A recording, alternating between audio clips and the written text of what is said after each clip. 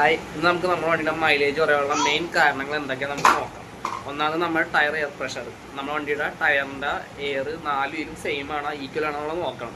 അത് ഒട്ടുമിക്ക ഒരു വണ്ടി അത് യൂസ് ചെയ്യാത്ത കാരണം അവർ വല്ലപ്പോഴൊക്കെ എടുക്കും. അപ്പോൾ ഓട്ടോമാറ്റിക്കലി വണ്ടി കിടന്ന് എയർ കുറയാൻ ചാൻസ് ഉണ്ട്. അപ്പോൾ നമ്മൾ ഫസ്റ്റ് 4 വീലിൻ്റെ എയർ കറക്റ്റ് ആണെന്ന് എപ്പോഴും ചെക്ക് ചെയ്യണം. അങ്ങനെയാണ് നമ്മുടെ വണ്ടിയുടെ സ്പാർക്ക് പ്ലഗ്.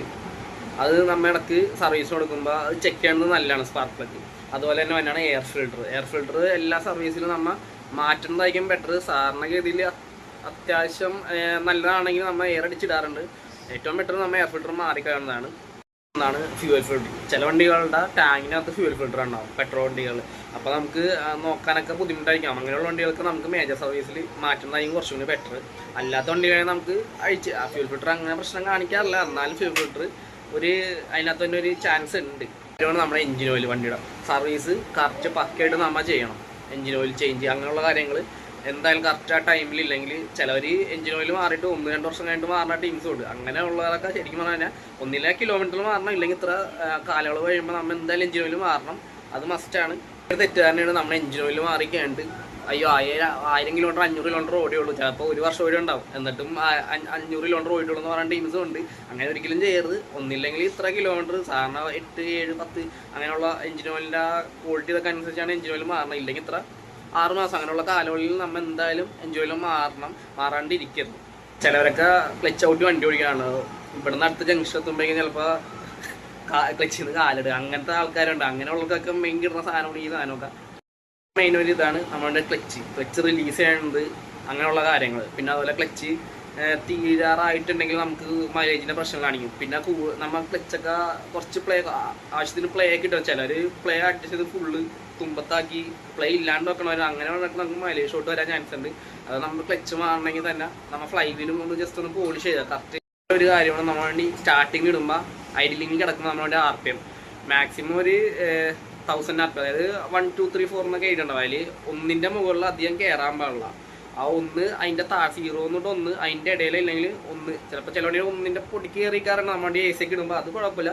നോർമലി ആ 1 അതിന് മേളിൽ പോകാൻ തോന്നണം. അങ്ങനെ വന്നു കഴിഞ്ഞാൽ നമ്മൾ വേണ്ട ഫ്യൂവല് ഓവറായിട്ട് ചിലപ്പോൾ കത്തിപ്പോകാൻ ചാൻസ് ഉണ്ട്. അപ്പോൾ നമുക്ക് മൈലേജ് ഷോട്ട് വരാൻ ചാൻസ് ഉണ്ട്. വേറൊരു കാര്യം എന്ന് വെച്ച് കഴിഞ്ഞാൽ നമ്മൾ വണ്ടിയുടെ ഗിയർ ഷിഫ്റ്റ് ചെയ്യുമ്പോൾ അത് നോർമലി നമ്മൾ ക്ലച്ച് ഔട്ട് ഗിയർ ഇട്ട് പയ്യെ നോർമലായിട്ട് റിലീസ് ചെയ്യാം. ചിലവർ കയറ്റി പിടിച്ചൊക്കെ ഉണ്ട്. നമ്മൾ ഈ RX ഒക്കെ കുടിക്കുന്ന പോലെ കയറ്റി പിടിച്ചാണ് ഷിഫ്റ്റ് ചെയ്യാണ്ട്. അങ്ങനെയൊക്കെ വന്നു കഴിഞ്ഞാൽ നമുക്ക് മൈലേജ് ഷോട്ട് വരാൻ ചാൻസ്. കൂടുതലും നമ്മുടെ കമ്പനിക്കാർ തന്നെയാണ് പറയാറ് മൈലേജ് കുറവ്. പക്ഷേ ഇവന്മാർ അതിന് ഓടിക്കലായും. പിന്നെ പറഞ്ഞിട്ട് കാര്യമില്ല. ഈ 48 ഒരു അത്യാവശ്യം പ്രായമുള്ളവരുടെ വണ്ടികൾക്കൊന്നും മൈലേജ് കുറവ് ഉണ്ടാകുള്ള സാധാരണ പിള്ളേരുടെ വണ്ടിക്കാണ് മൈലേജ് കുറവ്. എന്ന് വെച്ചാൽ അതുപോലത്തെ ഓടിക്കലായിരിക്കും. അത് മെയിൻ ഒരു കാര്യമാണ്. നമ്മൾ വണ്ടി ഓടിക്കുന്ന രീതിക്കനുസരിച്ചിരിക്കും. പിന്നെ വേറെ ഒന്നാണ് നമുക്ക് കിട്ടണ ഫ്യൂവലിൻ്റെ ക്വാളിറ്റി. ഫ്യൂവലിൻ്റെ ക്വാളിറ്റിയിൽ ചില സ്ഥലത്തൊക്കെ ഭയങ്കര മോശമായിരിക്കും. അത് ചില സ്ഥലത്തൊക്കെ ഡീസലും പെട്രോളൊക്കെ മേടിച്ചെങ്കിൽ മറ്റേ കളർ വേറെ മണ്ണെണ്ണയുടെ കളർ, അതുപോലത്തെ കളറൊക്കെ ചില പമ്പ് ചെയ്ത് കുപ്പിയിൽ മേടിക്കുമ്പോൾ കാണാറുണ്ട്. പിന്നെ ഫ്യൂവലിൻ്റെ ക്വാളിറ്റി അതും അനുസരിച്ചിരിക്കും നമ്മുടെ വണ്ടിയുടെ മൈലേജ്. അതുപോലെ പണ്ട് നമ്മൾ 500 അടിച്ചിട്ട് ഇത്ര കിലോമീറ്റർ ഓടി. ഇപ്പം അടിച്ചിട്ട് അത്ര ഓടുള്ളതെന്ന് വിചാരിച്ചു കഴിഞ്ഞാൽ നമ്മുടെ പെട്രോളിൻ്റെ വില ഡെയിലി കൂടി തന്നെ. അതും കൂടി നമ്മൾ നോക്കണം. എത്ര ലിറ്റർ അടിക്കണം അങ്ങനെ നോക്കണം. അല്ലാണ്ട് നമ്മൾ 500 അടിച്ച് ഇത്ര കിലോമീറ്റർ ഓടി എന്നുള്ളത് നമ്മൾ ഒരിക്കലും നോക്കരുത്. അത് പൊതുവായ ഒരു പ്രശ്നമാണ്. എല്ലാവരും വേണം പണ്ട് 500 ഇത്ര അടിച്ചപ്പോൾ ഇത്ര ഓടി അങ്ങനെ ഉണ്ട്. മിക്കവരും ഒരു തെറ്റിദ്ധാരണ ഉണ്ട്. നമ്മൾ എപ്പോഴും അടിക്കുമ്പോൾ ലിറ്റർ നോക്കി അടിക്കുക. ചിലർക്കൊക്കെ അങ്ങനെ ഒരു പ്രശ്നം പറയാറുണ്ട്. നോക്കേണ്ട ഒരു കാര്യമാണ് നമ്മളുടെ ബ്രേക്ക്.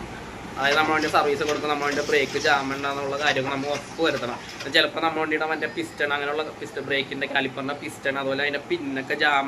ചിലത് ഈ കാലിപ്പർ അടി വരുമ്പോൾ നമ്മൾ ഷിം ചെയ്യാറുണ്ട്. ലേത്തി കൂടെ അല്ലാണ്ട് നമ്മൾ ചെറിയ ഷിം പോലെ സാധനമൊക്കെ വെച്ച് ചിലവർ അടിച്ച് കയറ്റി വരും.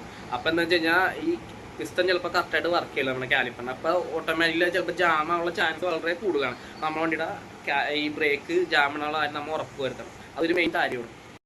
ചില വണ്ടികൾ ചിലപ്പോൾ വണ്ടി കുറച്ച് ചൂടായി കഴിയുമ്പോഴേക്കും ചിലപ്പോൾ നമ്മുടെ വണ്ടിയുടെ ബ്രേക്ക് ജാമാണ്. പക്ഷെ നമുക്കത് ഫീൽ ചെയ്യണമെന്നില്ല. എന്നാലും ചെറിയൊരു ജാം ഉണ്ടെങ്കിൽ പോലും നമുക്ക് അവിടെ മൈലേജ് ഷോട്ട് വരാനുള്ള ചാൻസ് കൂടുതലാണ്. അങ്ങനെയാണ് നമ്മുടെ വണ്ടിയുടെ സൈലൻസർ പൊട്ടിയിട്ടുണ്ടെങ്കിൽ ഹോളുണ്ട്. അപ്പോൾ നമ്മൾ ഒട്ടേറെ കാലെടുക്കുമ്പോൾ ചിലപ്പോൾ നമ്മുടെ സാധാരണ വണ്ടിയുടെ ആ പുള്ളിങ് പോലെ ചിലപ്പോൾ കിട്ടണമെന്നില്ല. ചിലപ്പോൾ ഒരു സൗണ്ട് മാത്രം ഉണ്ടാവും. വണ്ടി ചിലപ്പോൾ അനങ്ങൂല. അങ്ങനെയുള്ള കാര്യങ്ങൾ ഒരു മെയിൻ ഒരു കാര്യമാണ്. നമ്മുടെ സൈലൻസർ പൊട്ടിയിട്ടുണ്ടെങ്കിൽ അങ്ങനെയുള്ള കാര്യങ്ങൾ. പിന്നെ ഒന്നാണ് നമ്മുടെ വണ്ടിയുടെ എഞ്ചിൻ്റെ അകത്ത് കാർബൺ കണ്ടന്റ് കൂടുതലായിട്ട് വന്നു കഴിഞ്ഞാൽ നമ്മുടെ വണ്ടിയുടെ വാൽവ് സീറ്റൊക്കെ നഷ്ടപ്പെട്ട് കഴിഞ്ഞാൽ മൈലേജ് ഷോട്ട് വരാറുണ്ട്. ശരിക്കും ചിലർ ഡീകാർബണൈസേഷൻ അങ്ങനെയൊക്കെ ചെയ്യാറുണ്ട്. അത് നല്ലതും പറയാണ്ട് ചീത്ത അഭിപ്രായം പറയാണ്ട്. നമ്മൾ അതിൻ്റെ ആവശ്യമില്ലാത്ത ഇതിലോട്ട് പോകണ്ട. പിന്നെ ശരിക്കും പ്രോപ്പറായ രീതിയിൽ വെച്ചാൽ നമ്മൾ ഫുള്ള് എഞ്ചിനൊക്കെ അയച്ച് അതിനുള്ള കാർബണൊക്കെ ഫുള്ള് കളഞ്ഞ് വാൽവൊക്കെ നല്ല പക്ക സീറ്റിങ് ആക്കിയാൽ മാത്രം നമുക്ക് മൈലേജ് കൂടുതൽ കിട്ടുള്ളൂ. അല്ലാണ്ട് വെറുതെ കടത്തയച്ച് വാൽവൊക്കെ സീറ്റ് ചെയ്യാനും നമുക്ക് മൈലേജ് ഒന്നും കിട്ടില്ല. പക്ക ആണെങ്കിൽ മാത്രമേ നമുക്ക് വാൽവൊക്കെ പക്ക സീറ്റിംഗ് ആണെങ്കിൽ മാത്രമേ നമുക്ക് മൈലേജ് ഒക്കെ കൂടുതൽ കിട്ടുള്ളൂ. ചിലർ എഞ്ചിൻ പറഞ്ഞിട്ട് മൈലേജ് കിട്ടണമെന്നൊക്കെ പറയണതുണ്ട്. അതൊക്കെ ചിലപ്പോൾ വാൽവിൻ്റെ ഒക്കെ പക്ക സീറ്റിംഗ് അല്ലാതാകുമ്പോൾ ചിലപ്പോൾ അങ്ങനെയൊക്കെ തന്നെ നേരത്തെ എഞ്ചിനൊക്കെ പറഞ്ഞത് പൈസ ഉണ്ടായിരുന്നു. ഒരു സാധനോട് O2 സെൻസർ, ഓക്സിജൻ സെൻസർ. അത് ചില വണ്ടികൾ ചിലപ്പോൾ വാണിംഗ് ലൈറ്റ് കത്തണമെന്നില്ല ഈ സെൻസർ കംപ്ലൈൻറ്റ് ആയിക്കഴിഞ്ഞാൽ. അപ്പോൾ ഈ സാധനം ഒരു മെയിൻ സംഭവമാണ് നമ്മുടെ ഈ O2 സെൻസർ. ഈ മൈലേജ് ഷോർട്ട് ആയിട്ടുള്ള ചിലപ്പോൾ നമ്മൾ സ്കാൻ ചെയ്താൽ ചിലപ്പോൾ കോഡൊന്നും കാണിക്കില്ല. അപ്പോൾ ഈ സാധനം കംപ്ലൈൻറ്റ് ഉണ്ടെങ്കിൽ നമുക്ക് നല്ല രീതിയിൽ മൈലേജ് ഷോർട്ട് വരാൻ ചാൻസ്. അപ്പോൾ നമ്മുടെ വണ്ടിക്ക് മൈലേജ് ഷോർട്ട് വരാനുള്ള മെയിൻ കാര്യങ്ങൾ ഇതൊക്കെ ആയിരിക്കും. അപ്പോൾ ഈ വീഡിയോ എല്ലാവർക്കും ഉപകാരപ്രദമായെന്ന് ഞാൻ വിശ്വസിക്കുന്നു. Okay, thank you.